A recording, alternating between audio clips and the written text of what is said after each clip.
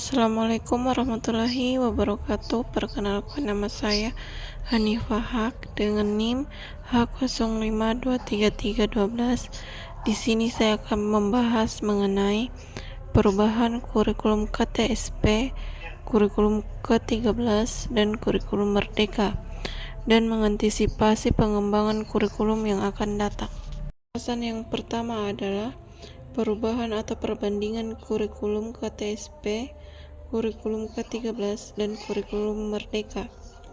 Yang pertama, KTSP adalah pemikiran modern dalam pengembangan kurikulum yang menyerahkan kemandirian terhadap suatu pendidikan dan keterlibatan kolaboratif serta memperlancar teknik pembelajaran di sekolah. Sedangkan kurikulum ke-13 adalah pengembangan dari kurikulum sebelumnya. Kurikulum KTSP.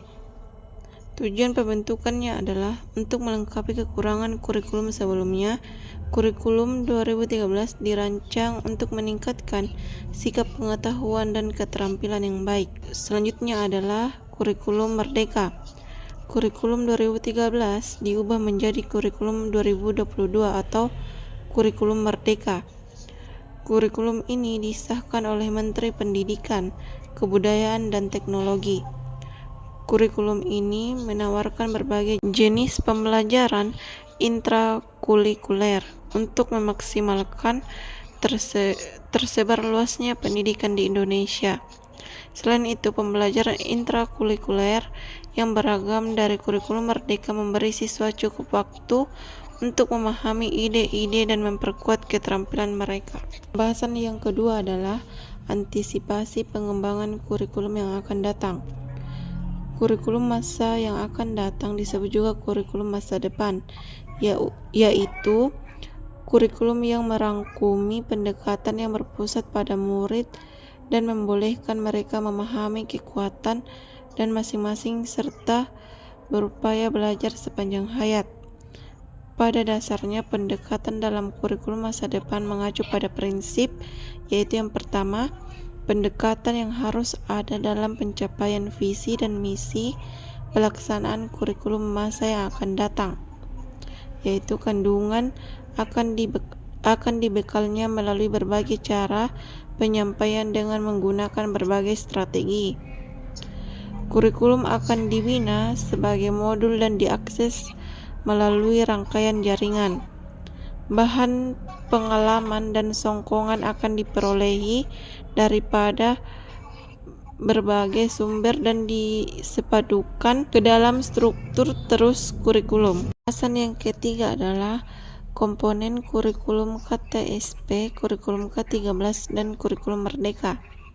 Yang pertama, komponen kurikulum KTSP, yaitu adalah tujuan pendidikan tingkat satuan pendidikan atau KTSP. Yang pertama, tujuan pendidikan dasar. Yang kedua, tujuan pendidikan menengah. Yang ketiga, tujuan pendidikan menengah kejuruan. Yang kedua, struktur dan muatan kurikulum tingkat satuan pendidikan atau KTSP. Struktur kurikulum tingkat satuan pendidikan pada jenjang pendidikan dasar dan menengah tertuang dalam standar isi yang dikembangkan dari kelompok mata pelajaran sebagai berikut. Kelompok mata pelajaran agama dan akhlak mulia, kelompok mata pelajaran kewarganegaraan dan kepribadian, kelompok mata pelajaran ilmu pengetahuan dan teknologi, kelompok mata pelajaran estetika, kelompok mata pelajaran jasmani, olahraga, dan kesehatan, serta yang ketiga, kalender pendidikan. Komponen yang kedua adalah komponen K13. Beberapa rumusan inti dari K13 dipergunakan dalam bentuk notasi sebagai berikut. Yang pertama, untuk kompetensi inti sikap spiritual. Yang kedua, untuk kompetensi inti sikap sosial. Yang ketiga, untuk kompetensi inti pengetahuan. Dan yang keempat, untuk kompetensi inti keterampilan.